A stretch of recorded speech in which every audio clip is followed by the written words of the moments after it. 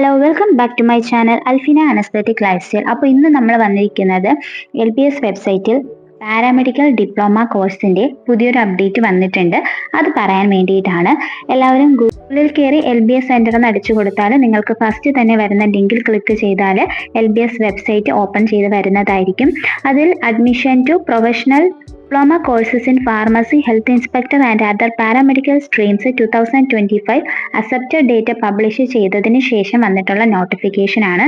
ഈ നോട്ടിഫിക്കേഷനിൽ പറഞ്ഞിരിക്കുന്നത് ഭിന്നശേഷി വിഭാഗത്തിൽപ്പെട്ട അപേക്ഷാർത്ഥികളുടെ അനുയോജിത നിർണയത്തിനുള്ള മെഡിക്കൽ ബോർഡ് തിരുവനന്തപുരത്ത് മെഡിക്കൽ വിദ്യാഭ്യാസ ഡയറക്ടറേറ്റിൽ വെച്ച് സെപ്റ്റംബർ 23 നടത്തുന്നതാണ്. ഭിന്നശേഷി വിഭാഗത്തിൽപ്പെട്ട കുട്ടികൾ അപ്പോൾ DME ഓഫീസിൽ സെപ്റ്റംബർ 23 പോകേണ്ടതാണ്. ഭിന്നശേഷി വിഭാഗത്തിൽപ്പെട്ട അപേക്ഷാർത്ഥികൾ അന്നേ ദിവസം 9:30 DMEയിൽ ഹാജരാകേണ്ടതാണ്. ആ ഒരു സമയത്ത് നിങ്ങൾ പോയിട്ടില്ല എന്നുണ്ടെങ്കിൽ ഈ ഒരു കാറ്റഗറി സ്റ്റുഡൻസിന് റിസർവേഷനും കിട്ടില്ല, അലോട്ട്മെന്റുകളും കിട്ടുന്നില്ല എന്നുള്ളത് മനസ്സിലാക്കാട്ടോ. Medical Board for determining the sustainability of candidates belonging to the PWD category will be conducted at the Directorate of Medical Education, DME, Thiruvananthapuram at September 23rd. PWD candidates must report at the DME on the same day at 9:30 AM. ഈ ഒരു category base ചെയ്തിട്ടുള്ള students ഈ രീതിയിലാണ് നിങ്ങളുടെ allotment പ്രോസസ്സിങ്ങിന് വേണ്ടി മുന്നോട്ട് പോകേണ്ടത്. ഭിന്നശേഷി വിഭാഗത്തിൽപ്പെട്ടിട്ടുള്ള കുട്ടികൾ DME ഓഫീസിൽ 9:30 ചെല്ലേണ്ടതാണ്. അങ്ങനെ ചെല്ലാത്ത കുട്ടികളുടെ അലോട്ട്മെന്റുകൾ ലഭിക്കുന്നതല്ല.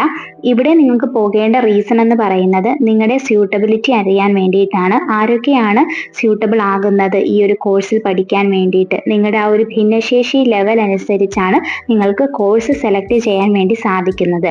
അതിനു വേണ്ടിയിട്ടാണ് DME ഓഫീസിൽ നിങ്ങൾ ചെല്ലേണ്ടത്. അപേക്ഷകളിലെ ന്യൂനതകളും സമർപ്പിക്കേണ്ട അനുബന്ധ നിർദ്ദേശങ്ങളും കൊടുത്തിട്ടുണ്ട്. അതായത് പല കുട്ടികൾക്കും അക്സെപ്റ്റഡ് ഡേറ്റ് റിജക്റ്റ് ആയി വന്നിട്ടുണ്ട്. അതിൻ്റെ റീസൺ എന്തൊക്കെയാണ്, അതുകൊണ്ട് നിങ്ങൾ ഇനി എന്തൊക്കെ ഡോക്യുമെന്റ്സ് അപ്ലോഡ് ചെയ്താൽ നിങ്ങൾക്ക് ആ ക്ലെയിം റെഡിയാക്കാൻ പറ്റും എന്നതിനെ പറ്റിയും ഇവിടെ കൊടുത്തിട്ടുണ്ട്. ആദ്യത്തെ ഒരു റിമാർക്ക് എന്ന് പറയുന്നത് +2 സർട്ടിഫിക്കറ്റ് ഇക്വാലൻസി നോട്ട് സബ്മിറ്റഡ് എന്ന് പറഞ്ഞാണ് റിമാർക്കിൽ വന്നിരിക്കുന്നത് എന്നുണ്ടെങ്കിൽ അതിനർത്ഥം ഹയർ സെക്കൻഡറി യോഗ്യത തെളിയിക്കുന്ന സർട്ടിഫിക്കറ്റിനോടൊപ്പം ഇക്വാലൻസി സർട്ടിഫിക്കറ്റും അപ്ലോഡ് ചെയ്യുക എന്നതാണ്. ഇതുപോലെ ഓരോ റിമാർക്സും ഇവിടെ കൊടുത്തിട്ടുണ്ട്. ഇത് കണ്ട് മനസ്സിലാക്കാൻ വേണ്ടി നിങ്ങൾക്ക് സാധിക്കുന്നതാണ്. Certificate claiming persons with disabilities quota not clear claim denied എന്നൊരു റിമാർക്കാണ് നിങ്ങൾക്ക് കാണാൻ സാധിക്കുന്നത് എന്നുണ്ടെങ്കിൽ ഭിന്നശേഷി തെളിയിക്കുന്ന സർട്ടിഫിക്കറ്റ് അപ്ലോഡ് ചെയ്തത് അവ്യക്തമാണ്. അതായത് നിങ്ങളിപ്പോൾ സ്കാൻ ചെയ്തായിരിക്കില്ല അപ്ലോഡ് ചെയ്തത്, സ്ക്രീൻഷോട്ട് എന്തെങ്കിലും എടുത്തിട്ട് അപ്ലോഡ് ചെയ്യുന്ന കുട്ടികൾ ഉണ്ടാകും. അങ്ങനെ ചെയ്തത് കാരണം ഡിനേ ആയ കുട്ടികൾ ഉണ്ടാവും. അങ്ങനെയുള്ള കുട്ടികൾ ക്ലിയർ ആയിട്ടുള്ള ഡോക്യുമെന്റ്സ് അപ്ലോഡ് ചെയ്യുക. Then certificate claiming persons with disabilities quota not submitted claim denied. Already disability ഉള്ള കുട്ടികളാണ്, പക്ഷെ അത് ബേസ് ചെയ്തിട്ടുള്ള സർട്ടിഫിക്കറ്റ്സ് അപ്ലോഡ് ചെയ്തിട്ടുണ്ടെങ്കിൽ അതും ഡിനേ ആവാനുള്ള ചാൻസ് ഉണ്ട്. ഭിന്നശേഷി തെളിയിക്കുന്ന സർട്ടിഫിക്കറ്റ് അപ്ലോഡ് ചെയ്തിട്ടില്ല, വീണ്ടും അപ്ലോഡ് ചെയ്യുക, അല്ലാത്ത പക്ഷം ക്ലെയിം ലഭിക്കില്ല എന്നതാണ് ഇതിനർത്ഥം. Certificate claiming person with disabilities quota not valid claim denied. ഇനി നിങ്ങൾ ഓൾറെഡി അപ്ലോഡ് ചെയ്ത ആ സർട്ടിഫിക്കറ്റ്സിന് വാലിഡിറ്റി ഇല്ല എന്നുണ്ടെങ്കിൽ അങ്ങനെയും ഡിനേ ആവാൻ ചാൻസ് ഉണ്ട്. അപ്പോൾ ഡിസബിലിറ്റി ശതമാനം രേഖപ്പെടുത്തിയിട്ടില്ല, ഡിസബിലിറ്റി പെർസെൻറ്റേജ് രേഖപ്പെടുത്തിയ സർട്ടിഫിക്കറ്റ് നിങ്ങൾ അപ്ലോഡ് ചെയ്യേണ്ടതാണ്. Next certificate claiming person with sports quota certificate not submitted claim denied എന്നാണെങ്കിൽ സ്പോർട്സ് കോട്ട തെളിയിക്കുന്ന സർട്ടിഫിക്കറ്റ് അപ്ലോഡ് ചെയ്തിട്ടില്ല എന്നാണ് അതിനർത്ഥം.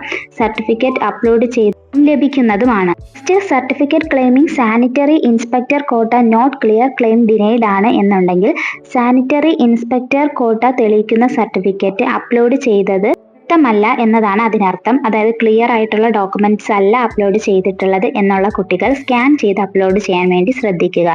ഇനി certificate claiming sanitary inspector quota not submitted claim denied എന്നാണെന്നുണ്ടെങ്കിൽ ആ ഒരു സർട്ടിഫിക്കറ്റ് നിങ്ങൾ അപ്ലൈ ചെയ്തിട്ടില്ല എന്നതാണ് അതിനർത്ഥം.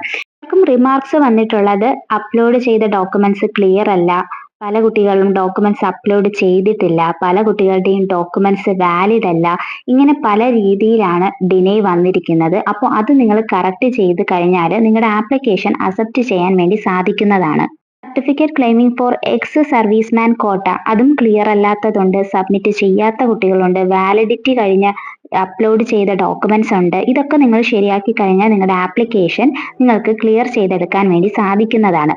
സർട്ടിഫിക്കറ്റ് ക്ലെയിമിംഗ് VHSE കോട്ട നോട്ട് ക്ലിയർ ക്ലെയിം ഡിക്ലൈൻഡ് എന്നാണ് വന്നിരിക്കുന്നത് എന്നുണ്ടെങ്കിൽ VHSE കോട്ട തെളിയിക്കുന്ന സർട്ടിഫിക്കറ്റ് അപ്ലോഡ് ചെയ്തത് അവ്യക്തമാണ്, ക്ലിയർ അല്ല എന്നതാണ് അതിനർത്ഥം. അപ്പോൾ നിങ്ങൾ വ്യക്തമായിട്ടുള്ള ഒരു സർട്ടിഫിക്കറ്റ് അപ്ലോഡ് ചെയ്താൽ ആ ഒരു പ്രോബ്ലം നിങ്ങൾക്ക് സോൾവ് ചെയ്യാൻ വേണ്ടി സാധിക്കുന്നതാണ്. ഇനി സർട്ടിഫിക്കറ്റ് ക്ലെയിമിംഗ് VHSE കോട്ട നോട്ട് സബ്മിറ്റഡ് ക്ലെയിം ഡിനൈഡ് എന്നാണ് കാണിക്കുന്നത് എന്നുണ്ടെങ്കിൽ നിങ്ങൾ VHSE സർട്ടിഫിക്കറ്റ് അപ്ലോഡ് ചെയ്യാൻ വിട്ടുപോയിട്ടുണ്ടാകാം, അല്ലെങ്കിൽ അപ്ലോഡ് ചെയ്തതിൽ എന്തെങ്കിലും എറർ കാരണം നഷ്ടപ്പെട്ടിട്ടുണ്ടാവാം. അങ്ങനെ എന്തൊക്കെ റിമാർക്സ് ആണോ നിങ്ങൾക്ക് വരുന്നത് അത് നിങ്ങൾ ക്ലിയർ ചെയ്ത് കഴിഞ്ഞാൽ നിങ്ങൾക്ക് നിങ്ങളുടെ ആപ്ലിക്കേഷൻ അക്സെപ്റ്റ് ചെയ്തെടുക്കാൻ വേണ്ടി സാധിക്കുന്നതാണ്. ഫേസ് ചെയ്ത് നിങ്ങൾക്ക് എന്തെങ്കിലും ഡൗട്ട്സ് ഉണ്ട് എന്നുണ്ടെങ്കിൽ അത് കമന്റ് സെക്ഷനിൽ ചോദിക്കാവുന്നതാണ്. അതുപോലെ LBS പാരാമെഡിക്കൽ ഡിഗ്രി 2025 പുതിയ അപ്ഡേറ്റ്സ് അറിയുന്നതിന് വേണ്ടി നമ്മുടെ ചാനൽ സബ്സ്ക്രൈബ് ചെയ്യുക.